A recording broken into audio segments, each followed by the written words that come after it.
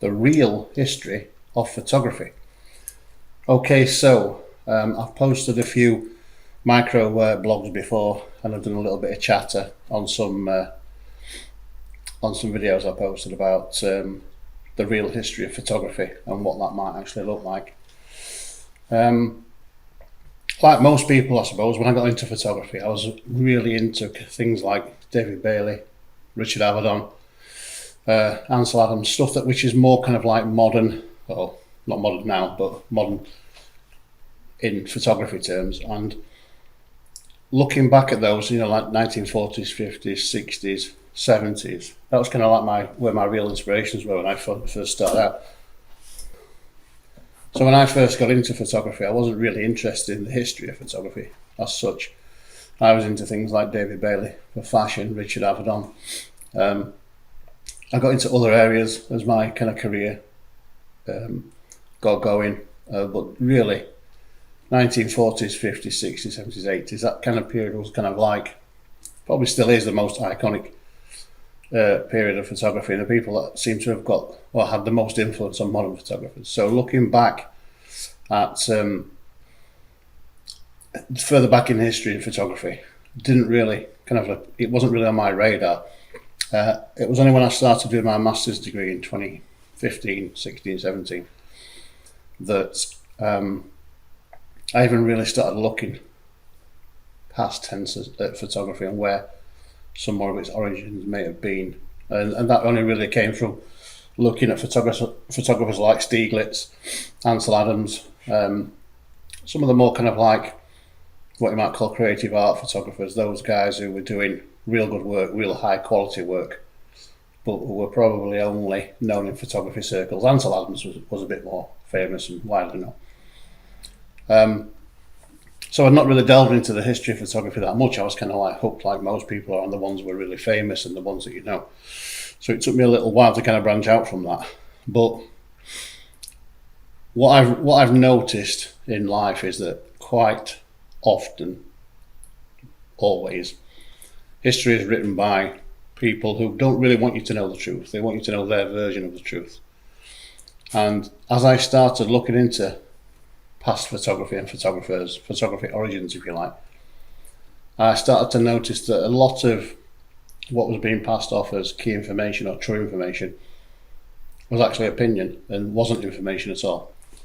So as I began to look back and find inspirations, particularly in with Stieglitz and his equivalent series, just the simplicity of it, the more I realised around that time that the art world absolutely shunned photography. The art world was never going to accept photography as an art form, and doesn't really to this day. The fact that it took millions of years to get David Bailey into the portrait gallery is kind of testament to the fact that artists won't accept photography as being an art form. It's just a couple of buttons you push. It's a mechanical process. It's not an art form. You know, and I do. Any photographer worth salt knows that photography is the ultimate art form. When you've mastered photography and you understand its capabilities, I don't think there's many, if any, better art forms out there. That includes music, painting, performance. I would stand photography above all them in terms of an art form. So just waffling about on this intro, trying to get into the headspace as to where I was when I first started looking into the actual history of photography that's taught, and more as I looked at it, I started branching into, that was never taught to me. Why have I never come across that before? And it seemed to me that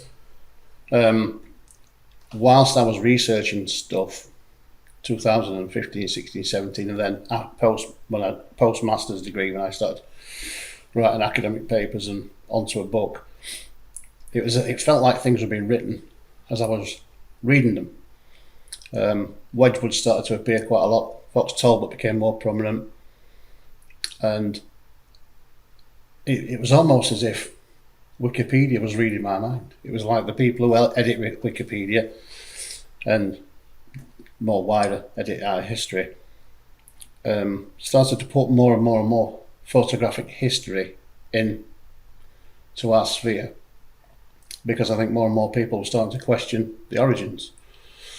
And as I discovered whilst I was researching this, that by no means am I the first person to say, hang on a minute, pretty sure that's not right, pretty sure that doesn't feel right, sure that photography must go back further than that.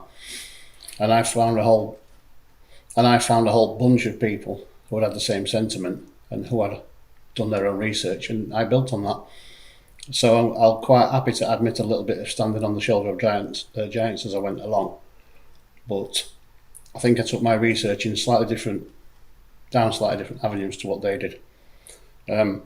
Most people, particularly academic researchers or mainstream researchers, are a little bit fearful of being cancelled, because they have incomes, they have, status to maintain.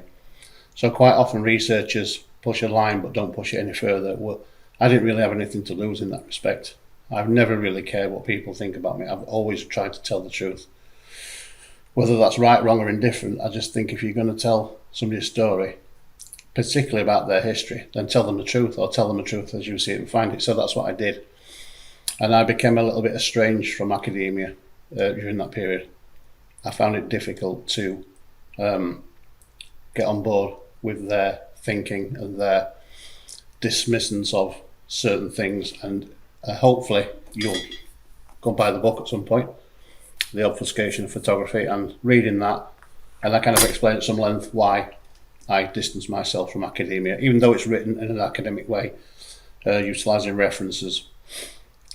I do talk in there about what my relationship with academia became, having looked in depth at the real history of photography, and not just photography, because the book branches into other areas of life, because photography didn't exist in a void, it never did. So what I'm going to do for this podcast is I'm just going to briefly go through some points in my book to kind of help generally people understand that the history of photography is not what it is pretended to be in the history books, in Wikipedia, and in all those libraries up and down the land that tell you that it was invented in the early 1800s by a French guy called Niépce. In my eyes, that period was more of a remembering of photography rather than an invention of, but we'll get to that. So I'm going to start with a little bit more about realisation, and then I'm going to go through the list of chapters, but I'm going to be very brief just to give you an overview of how I came to my conclusions.